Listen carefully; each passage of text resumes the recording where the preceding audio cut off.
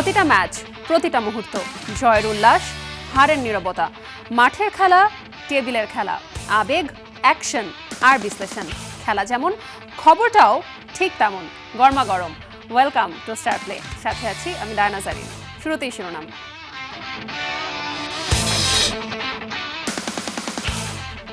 ঋতুপর্ণা সাগরিকার গোলে সাফের ফাইনালে বাংলাদেশ, সেমিতে নেপালকে হারালো 2-1 গোলে। হ্যাট্রিক শিরোপার দুয়ারে মারিয়ারা। নভেম্বরে ঢাকায় অনুষ্ঠিত হতে পারে সাফ চ্যাম্পিয়নশিপ। ইউরোপে দলের সাথে যোগ দিলেন হামজা, বলছেন সান মারিনো ম্যাচ সহজ হবে না।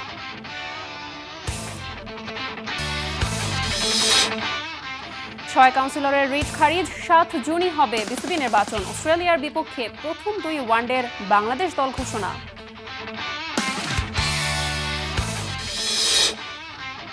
বিশ্বকাপ ধরে রাখতে তৈরি আর্জেন্টিনা, স্কালোনির বড় শক্তি এনার্জি সেভিং মেসি। মহাতারকার জাদু দেখার অপেক্ষায় বিশ্ব। বিশ্বকাপে ডার্ক হর্স বেলজিয়াম, গোল্ডেন জেনারেশনের শেষ সুযোগ। কাতারের দুঃস্বপ্ন পেছনে ফেলার লক্ষ্য।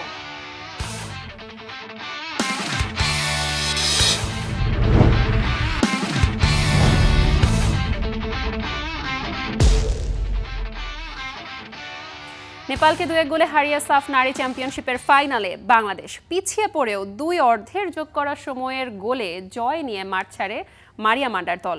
গোল দুটি করেন ঋতুপর্ণা চাকমা আর সাগরিকা। এই নিয়ে চতুর্থবারের মতো সাফের ফাইনালে বাংলাদেশ। অপেক্ষা হ্যাট্রিক শিরোপার। শেষ হাসিটাই মুখ্য, শেষ উদযাপনটাই কাউন্টেবল। পিছিয়ে পড়েও নেপালকে 2-1 গোলে হারিয়ে চতুর্থবারের মতো সাফের ফাইনালে বাংলাদেশ। উদযাপনটা তো হওয়ারই কথা। অথচ শুরুটা ছিল একেবারে অচেনা অদেখা বাংলাদেশের ফুটবল। বল রিসিভের সমস্যা, ভুল পাস আর বল দখলে রাখতে না পারা, সব মিলিয়ে এবারের সাফে বাংলাদেশ নারী ফুটবল দলটা অচেনাই লাগছিল।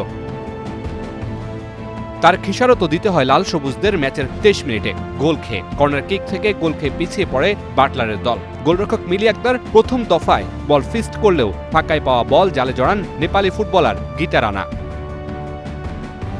36 মিনিটে নেপালের দূরপাল্লার শট মিলি আক্তারের হাত ছুঁয়ে বারে লেগে ফিরলে দ্বিতীয় গোল খাওয়া হয়নি বাংলাদেশের।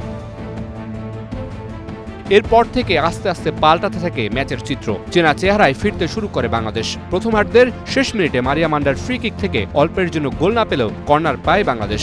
সেখান থেকে ঋতুপর্ণার অলিম্পিক গোল থেকে সমতায় ফেরে লাল সবুজরা। এরপর আক্রমণের ধার আরও বাড়ে। 55 মিনিটে শামসুন নাহারের জোরালো শট অল্পের জন্য গোলবারের উপর দিয়ে চলে যায়। 78 মিনিটে দৌড়ে গিয়ে নেয়া সাগরিকার লং শট লাফিয়ে ঠেকান নেপাল গোলরক্ষক। এগিয়ে যাওয়া হয়নি বাংলাদেশের। ম্যাচের যোগ করার সময় শামসুন নাহারের বুদ্ধিদীপ্ত পাস থেকে জটলার মধ্য থেকে সাগরিকার গোলে লিড নেয় বাংলাদেশ। আর তাতেই চতুর্থবারের মতো সাফের ফাইনালে টানা 2 বারের চ্যাম্পিয়ন লাল সবুজরা। এবার অপেক্ষা হ্যাট্রিক শিরোপার। Mamunur Rashid, star play.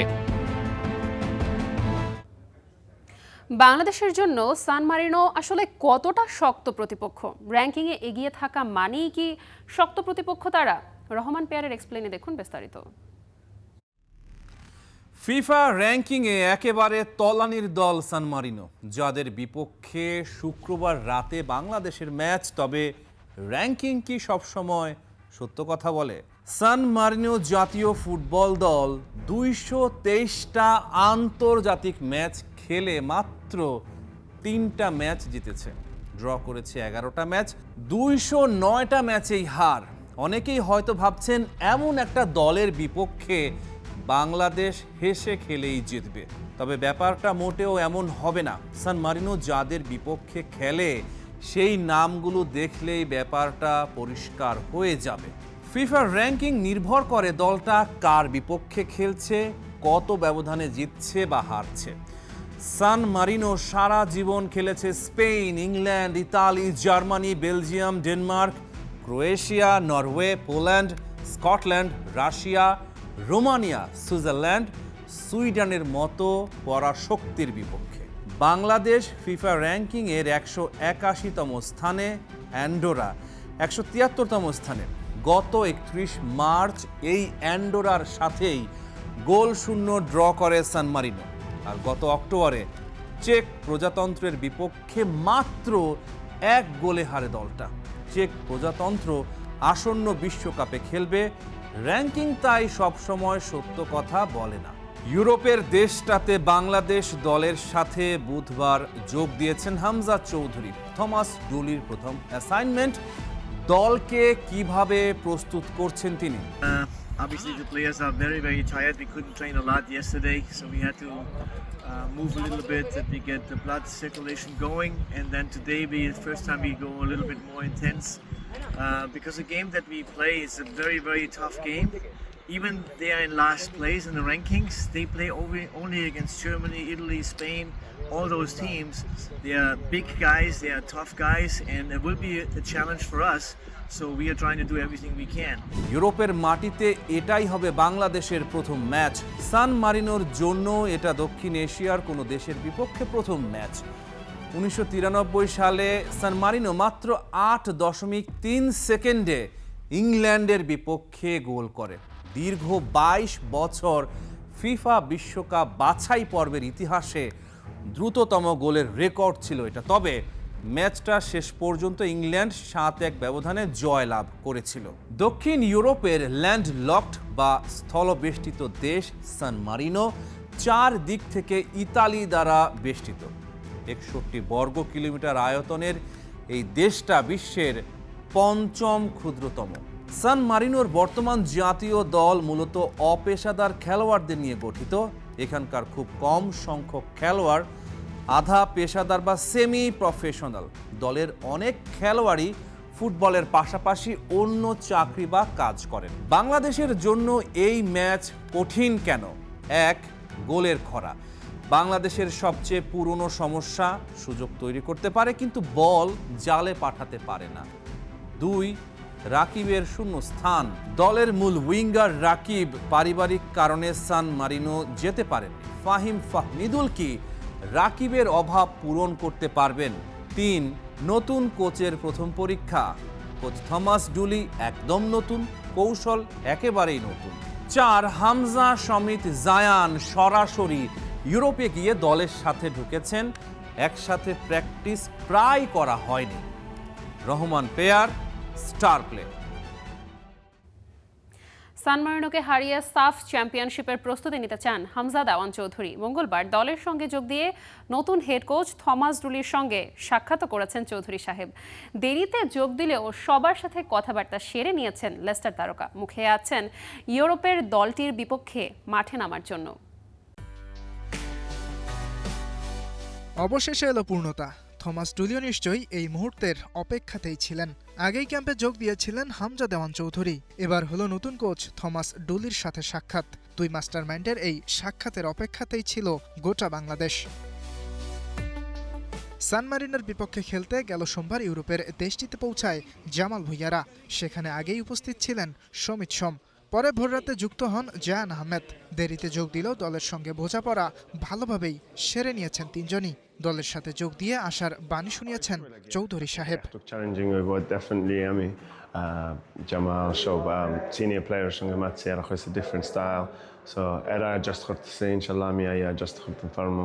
আমি আর সমিত আর জায়ান অ্যাডজাস্ট করতে পারবো। বাট আমরা এক্সাইটেড, আমরা রেডি টু ওয়ার্ক, আমরা রেডি টু লিসেন, আমরা সব।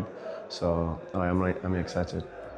প্রথমবার ইউরোপের মাটিতে খেলবে বাংলাদেশ, তাই হামজা জানেন ম্যাচ সহজ হবে না। একই সাথে ইউরোপের দলটির বিপক্ষে খেলতে মুখিয়ে আছেন Leicester city midfielder. Oh, definitely easy game week tonight. Because Afnez also এরা সবসময় বড় কান্ট্রির সঙ্গে খেলে, সো এরা used to very high quality. এরা গ্রাউন্ডে খেলতেছি, এরা নতুন কোচ, সবটা চ্যালেঞ্জিং। বাট আমরা লাগি ভালো চ্যালেঞ্জ ইউরোপের মাঝে ফার্স্ট ম্যাচ। সো আমরা এক্সাইটেড টু শো ইউরোপ আর সান মারিনো আমরা কেমনে খেলতে পারি, আর সাফের লাগি গুড প্রিপারেশন। সো আমরা খুব এক্সাইটেড। ফিফা র্যাঙ্কিংয়ের সবশেষ দল সান মারিনো, তবে দলটি খেলে ইউরোপিয়ান জায়ান্ট দলগুলোর বিপক্ষে। তাই নতুন হেড কোচ থমাস ডুলির অধীনে প্রথমবার বড় ম্যাচেই মাঠে নামবে বাংলাদেশ। ম্যাচটি অনুষ্ঠিত হবে 5 তারিখ বাংলাদেশ সময় রাত 11টায়। ইয়াসির আরাফাত সবুজ, স্টার প্লে। ক্রিকেটের খবর। অস্ট্রেলিয়ার বিপক্ষে প্রথম 2 ওয়ানডের জন্য দল ঘোষণা করেছে বিসিবি। প্রায় 4 বছর পর দলে ফিরেছেন অলরাউন্ডার মোসাদ্দেক হোসেন সৈকত। সবশেষ নিউজিল্যান্ড সিরিজ থেকে বাদ পড়েছেন মাহিদুল ইসলাম অঙ্কন। সিরিজের জন্য আগামী 6 জুন থেকে শুরু হবে টাইগারদের ক্যাম্প। নিউজিল্যান্ড সিরিজের শেষ ম্যাচে সুযোগ পাওয়ার কথা থাকলেও শেষ পর্যন্ত ডাকা হয়নি সৈকতকে। অন্যদিকে ঢাকা প্রিমিয়ার লিগে দারুণ ছন্দে থাকলেও 2027 বিশ্বকাপ বিবেচনায় বাদ পড়েছেন মাহিদুল ইসলাম অঙ্কন। মূলত মিডল অর্ডারে একজন প্রপার অলরাউন্ডারের খোঁজে নির্বাচক প্যানেল। দলে জায়গা ধরে রেখেছেন সোহান, সৌম্য, সাইফরা। 15 সদস্যের স্কোয়াডের অন্যরা হলেন মেহেদী হাসান মিরাজ, তামিম, শান্ত, লিটন, রিশাদ, তানভীর, মুস্তাফিজ, তাসকিন, শরীফুল আর নাহিদ রানা। হোম অফ ক্রিকেটে 9 জুন 3 ম্যাচ সিরিজের প্রথম ওয়ানডে। একই ভেন্যুতে বাকি 2 ম্যাচ 11 আর 14 জুন। বাংলাদেশ ক্রিকেট বোর্ডের নির্বাচন হতে আর কোনো বাধা নেই। নির্বাচনের তফসিল ও ভোটার তালিকার বৈধতা নিয়ে করা 6 কাউন্সিলরের রিট খারিজ করে দিয়েছেন আদালত। ফলে যথাসময়ে অর্থাৎ 7 জুনই হবে নির্বাচন, জানিয়েছেন বিসিবির আইনজীবী মাহিন এম রহমান। পাশাপাশি আইসিসি প্রতিনিধি দলের বাংলাদেশ সফর নিয়ে আমিনুল ইসলাম বুলবুলের আইনজীবীর দাবিকে অসত্য বলেও সমালোচনা করেন তিনি। মাঠের ক্রিকেট মাঠেই আছে, তবে বোর্ড গেছে কোর্ট কাচারিতে। সেই এপিসোডের শেষ পর্ব বোধহয় আপাতত মঞ্চায়ন হলো। জটিলতার হলো অবসান। 7 জুন অর্থাৎ রবিবারই হবে বিসিবি নির্বাচন। গেল 6 মে কাউন্সিলরের নাম মনোনয়নের জন্য বিভিন্ন জেলা ক্রীড়া সংস্থার সভাপতি আলাদা করে বললে জেলা প্রশাসক বরাবর চিঠি পাঠান বিসিবির প্রধান নির্বাহী কর্মকর্তা। এ চিঠি প্রত্যাহার ও নির্বাচনের তফসিল স্থগিত চেয়ে রিট করেন 6 কাউন্সিলর। তবে বুধবার বিচারপতি বিশ্বদেব চক্রবর্তী ও বিচারপতি মোহাম্মদ আসিফ হাসানের সমন্বয়ে গঠিত হাইকোর্টের বেঞ্চ নির্বাচনের তফসিল ও ভোটার তালিকা বৈধতা নিয়ে করা রিট খারিজ করে দেন। ফলে আর কোনো বাধাই রইল না নির্বাচনের। কোর্ট সর্বশেষ ওনারা যেটা বোঝাতে চেষ্টা করেছেন যে শনিবারে যেহেতু ইলেকশন, অনেককে ওনারা ব্যালট পেপার দিয়ে দিয়েছেন, তো সেজন্য এখন ইন্টারফেয়ার করা ঠিক হবে না এই বিষয়গুলা। তো কোর্ট সর্বশেষ ইনক্লাইন্ড ছিলেন না, সেজন্য বললেন এখন কি করবেন, আমরা কি অর্ডার দিব না আপনারা। তো আমরা যেহেতু শনিবারে ইলেকশন, সেজন্য আমরা অর্ডার নিই নাই।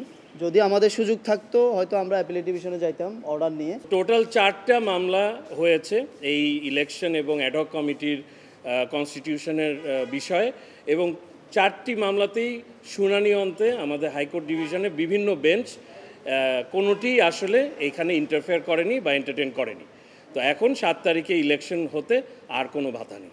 তবে শেষেও এ যেন হইল না শেষ। 2 দিনের পর্যবেক্ষণ শেষে বাংলাদেশ ছেড়েছেন আইসিসির 2 সদস্যের প্রতিনিধি দল। যেই সফর নিয়েও হচ্ছে কথার লড়াই। সাবেক সভাপতি আমিনুল ইসলাম বুলবুলের আইনজীবী দাবি করেছিলেন তামিমের বোর্ডকে এখনও নাকি স্বীকৃতি দেয়নি আইসিসি, যাকে অসত্য বলে উষ্মা প্রকাশ করেছেন বিসিবির আইনজীবী।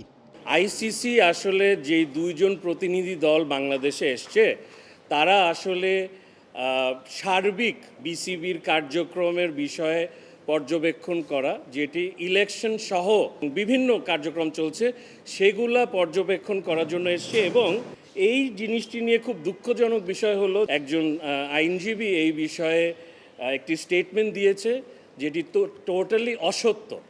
এটা আসলে খুবই দুঃখজনক, এবং এই রকম কার্যক্রম আসলে বাংলাদেশ ক্রিকেটকে খুবই ক্ষতি করবে বলে আমি মনে করি। এবং এই জিনিসটা এই জন্য আমরা আজকে বলতে চাচ্ছি যে যেই পক্ষেই আমরা থাকি না কেন, আমরা আসলে দিন শেষে জাতিগতভাবে আমরা বাংলাদেশ ক্রিকেটের পক্ষেই থাকা উচিত।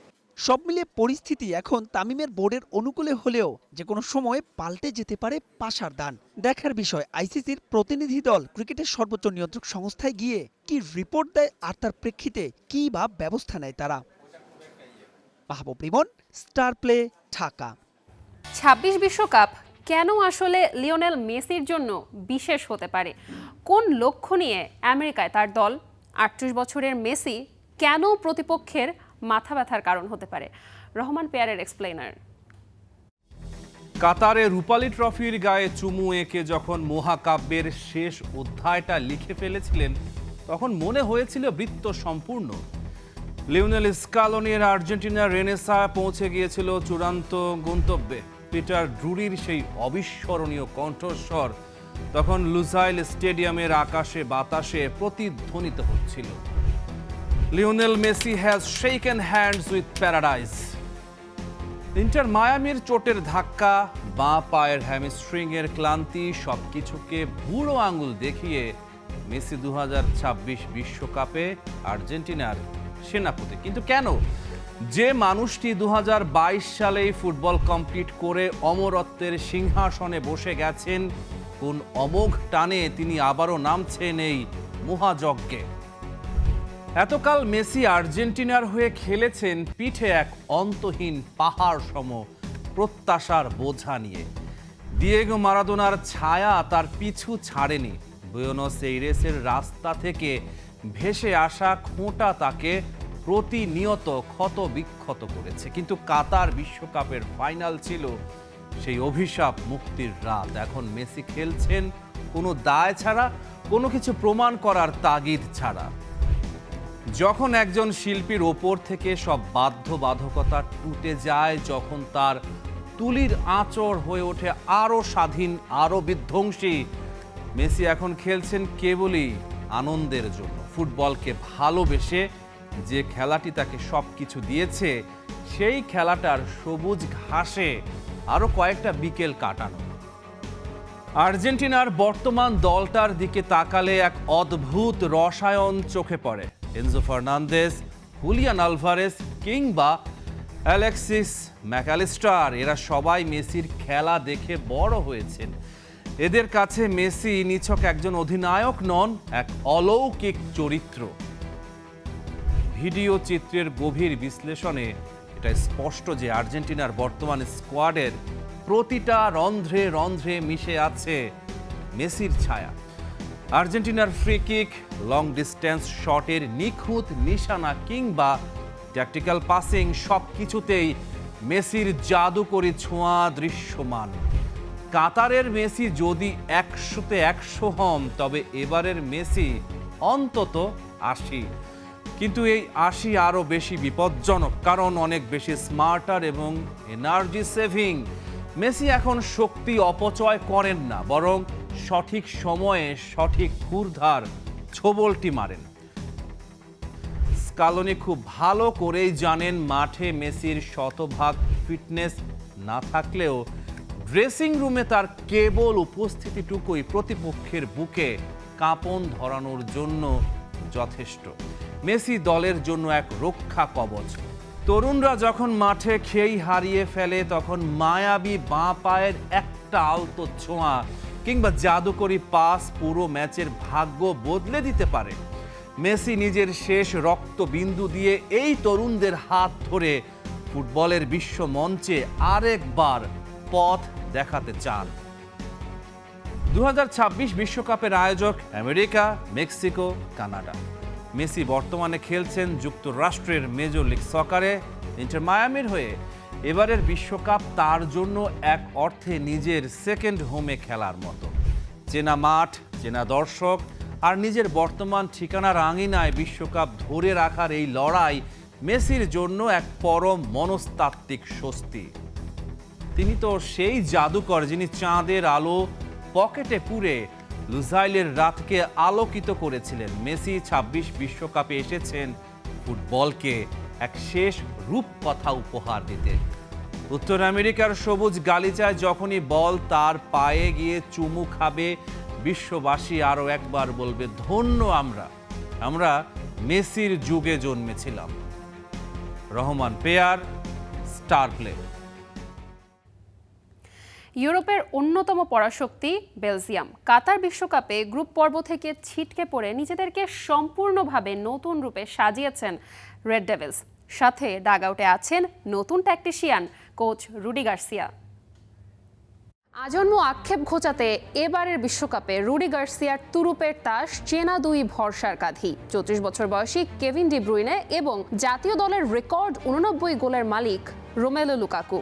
এই অভিজ্ঞ দ্বৈরথই দলের প্রধান অস্ত্র। তবে বিশ্ব ফুটবলের মূল নজর থাকবে ম্যানচেস্টার সিটির উইঙ্গার জেরেমি ডোকুর উপর। ডোকুর অবিশ্বাস্য গতি আর 1-to-1 ড্রিবলিং প্রতিপক্ষের যে কোনো রক্ষণভাগকে তছনছ করে দেওয়ার ক্ষমতা রাখে।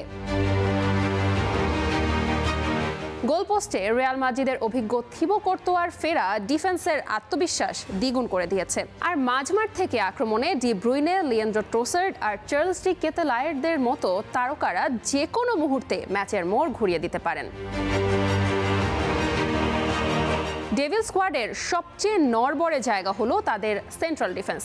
টবি অলডারওয়েরেল্ড বা ইয়ান ভার্টনগেনদের বিদায়ের পর আর্থার থিয়েট, জেনো ডেবাস্টদের মতো তরুণদের উপর ভরসা করতে হচ্ছে, যাদের আন্তর্জাতিক ম্যাচ খেলার অভিজ্ঞতা বেশ কম। হাই প্রেসিং ফুটবল খেলা দলগুলোর বিপক্ষে বিল্ড আপের সময় নার্ভাস হয়ে পড়াটা বেলজিয়ামের জন্য বড় বিপদের কারণ হতে পারে। 2026 বিশ্বকাপে জেতার সম্ভাবনা কতটুকু রেড ডেভিলদের? ফিফা র্যাঙ্কিং আর স্কোয়াড অ্যানালাইসিস বলছে বেলজিয়াম এবারও টুর্নামেন্টের ডার্ক হর্স। গ্রুপ জিতে তাদের প্রতিপক্ষ মিশর, ইরান, নিউজিল্যান্ড।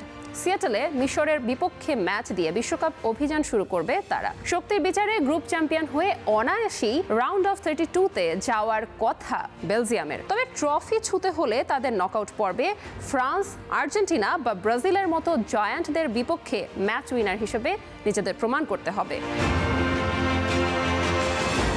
বেলজিয়ামের ফুটবল ইতিহাসের সেরা প্রজন্মটা ট্রফি ছাড়াই বিদায় নিয়েছে। তবে রুডি গার্সিয়ার এই তরুণ দলটার হারানোর নেই কিছুই, আর এটাই হয়তো তাদের সবচেয়ে বড় সুবিধা। ডি ব্রুইনের শেষ বিশ্বকাপে বেলজিয়াম কি পারবে বিশ্বমঞ্চে নতুন কোনো রূপকথা লিখতে? Diana Zarin, star play. সময়ক্ষেপণ, বদলি অথবা ভিএআর, 2026 বিশ্বকাপের আগে ফুটবলে আসছে এক গাদা নতুন নিয়ম। খেলার গতি বাড়ানো অথবা সিদ্ধান্তের স্বচ্ছতা আনতেই এত সব পরিবর্তন আনছে ফিফা। গোলাম মোর্শেদের রিপোর্টে থাকছে বিস্তারিত। এবারের বিশ্বকাপে দলগুলোকে 10 জন নিয়ে খেলতে হতে পারে। নির্দিষ্ট খেলোয়াড়কে মাঠের বাইরে থাকতে হতে পারে 1 মিনিট। যে কোনো সময় নিজেদের গোল কিক হয়ে যেতে পারে প্রতিপক্ষের কর্নার কিক। 2026 বিশ্বকাপকে সামনে রেখে ফুটবলের নিয়ম কানুনে এমন অনেক বড় পরিবর্তন এনেছে ফিফা। নতুন নিয়ম অনুযায়ী কোনো খেলোয়াড় থ্রো ইন নিতে 5 সেকেন্ডের বেশি সময় নিলে বল চলে যেতে পারে প্রতিপক্ষের দখলে। একইভাবে গোল কিক নেওয়ার ক্ষেত্রেও 5 সেকেন্ডের সীমা অতিক্রম করলে প্রতিপক্ষ দল পেতে পারে কর্নার কিক। বদলি হওয়া খেলোয়াড়কেও 10 সেকেন্ডের মধ্যে সাইডলাইনের নিকটতম স্থান দিয়ে মাঠ ছাড়তে হবে। নির্ধারিত সময়ের মধ্যে মাঠ না ছাড়লে বদলি খেলোয়াড় অন্তত 60 সেকেন্ড অর্থাৎ 1 মিনিট মাঠে প্রবেশ করতে পারবে না এবং দলকে খেলতে হবে 10 জন নিয়ে। চিকিৎসার জন্য ফিজিও মাঠে প্রবেশ করলে সংশ্লিষ্ট খেলোয়াড়কে 1 মিনিট মাঠের বাইরে থাকতে হবে। যদিও গোলরক্ষক গুরুতর চোট কিংবা বিশেষ কিছু পরিস্থিতিতে এই নিয়মের ব্যতিক্রম থাকবে। শুধু তাই নয়, প্রতিপক্ষের সঙ্গে উত্তেজনাপূর্ণ পরিস্থিতিতে মুখ ঢেকে কথা বললে শাস্তির বিধান রয়েছে। পাশাপাশি ভিএআর এর ক্ষমতাও বাড়ানো হয়েছে। এখন কর্নার কিকের সিদ্ধান্ত এবং 2 হলুদ কার্ডে লাল কার্ড পাওয়ার ক্ষেত্রেও নির্দিষ্ট পরিস্থিতিতে ভিডিও পর্যালোচনার সুযোগ থাকবে। বিশ্বকাপের মাত্র কয়েকদিন আগে ঘোষিত এসব নিয়ম মাঠের খেলায় কী ধরনের প্রভাব ফেলে তা নিয়েই এখন ফুটবল বিশ্বে চলছে ব্যাপক আলোচনা। বিশেষজ্ঞদের মতে এসব পরিবর্তন খেলার গতি ও স্বচ্ছতা বাড়াতে গুরুত্বপূর্ণ ভূমিকা রাখতে পারে। গোলাম মোর্শেদ, স্টার প্লে। খেলাও থামবে না খবরও কিন্তু সময় বলছে আজকে এখন থামতে হবে আমাদের। তবে আমরা ফিরবো প্রতিদিন ঠিক দুপুর 1:30 আর রাত 8টায়। Till then, star play.